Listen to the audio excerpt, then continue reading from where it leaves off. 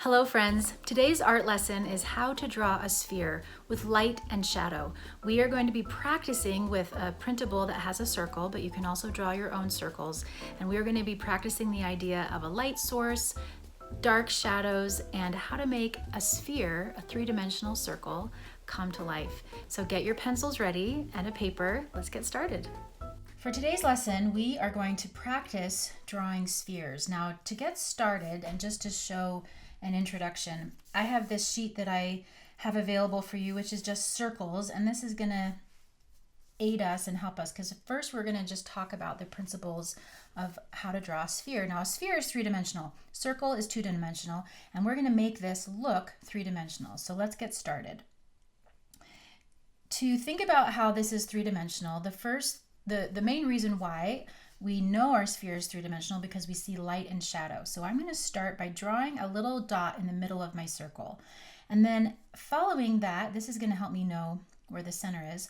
Following that, I'm going to draw a really light dot where I want the brightest spot of the ball to be. This is going to be the hottest point or the lightest point or the brightest point, which means that the light source is coming from this direction. So let's say the sun, let's pretend this is a moon and this is the sun and it's pointing in this direction. So this right here will be the lightest spot on the ball. Because we've drawn our midpoint, we're gonna eyeball this, but do you see this distance from the edge of the sphere that we can see to this spot? We are gonna model that or mimic that distance from here to about here. That's about the same distance right here. And then from that point, we're going to draw another little mark that is about the same distance from that midpoint. You're going to see where this is going in a second. We are going to use these dots as kind of a guide. And just to show you so that we don't get too lost, I'm going to draw a line like this through my sphere so that we can keep track of what we're doing.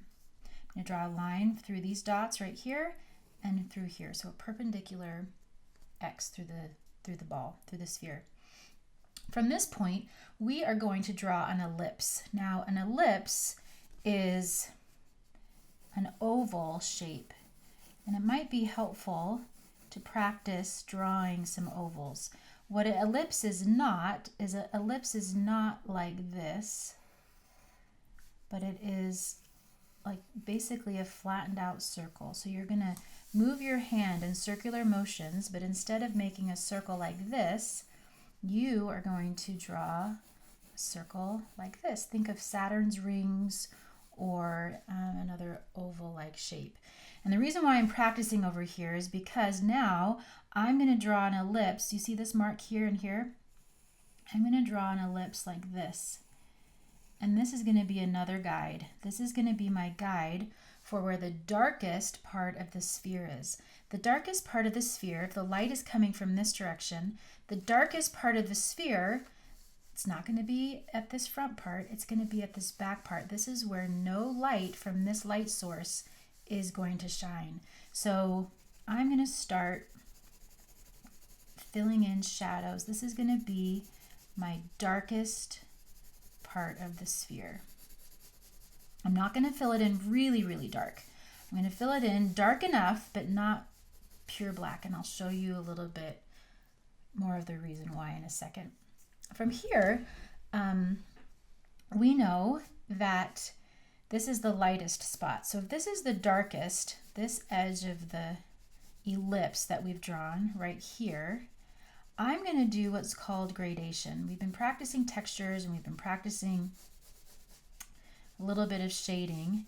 And I'm now going to see how this is the darkest part. Now I'm going to very lightly get closer to this light source. And every time I get closer, I'm going to get a little bit lighter and a little bit lighter. And this is where you're going to practice.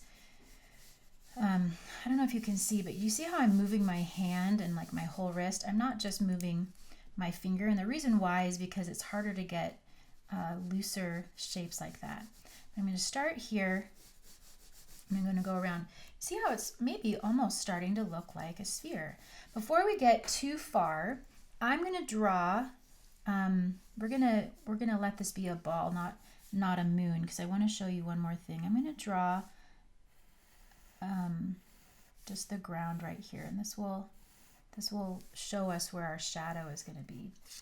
Now, if our light source is coming down this way, I'm going to draw a very light line from the edge over here. It's starting to look like a comet. And draw a line all the way down to the ground, like this.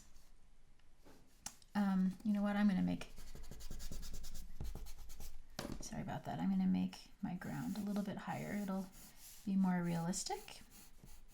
It couldn't be right up against the wall. I'm going to draw a line like this and a line like this. Now I'm going to draw another ellipse. Remember how we drew an ellipse right here? I'm going to draw an ellipse now from this point to this point. This is where the light is going to end. So this ball is now going to have a shadow just like here. So I'm going to draw another ellipse like this. It's going to go right up to the ball. You see how I'm being really kind of light with this. Now the darkest part of this shadow is going to be right up against the ball. This is when there's no light at all and it's all shadow, and then it's going to gradually get a little bit lighter, but it's going to be dark right there. Now let's go ahead and finish our sphere. So like I said, you still see this line. This is going to be our darkest part. And I'm going to make it just a little bit darker. But I'm not going to go dark all the way to the edge. And the reason why is because there's always something called environmental light or ambient light. There's going to be other light sources, reflective light. So I'm going to draw the dark right there. And then from this point on, I'm going to get a little bit less and a little bit less. And here's my lightest source. Because I have all these marks now, I'm going to take my eraser. I have a gum eraser here, but you can use a regular eraser. And I'm going to erase now where that lightest part is. And I'm also going to erase these other lines, my guides, if you will. And now you have a three-dimensional sphere.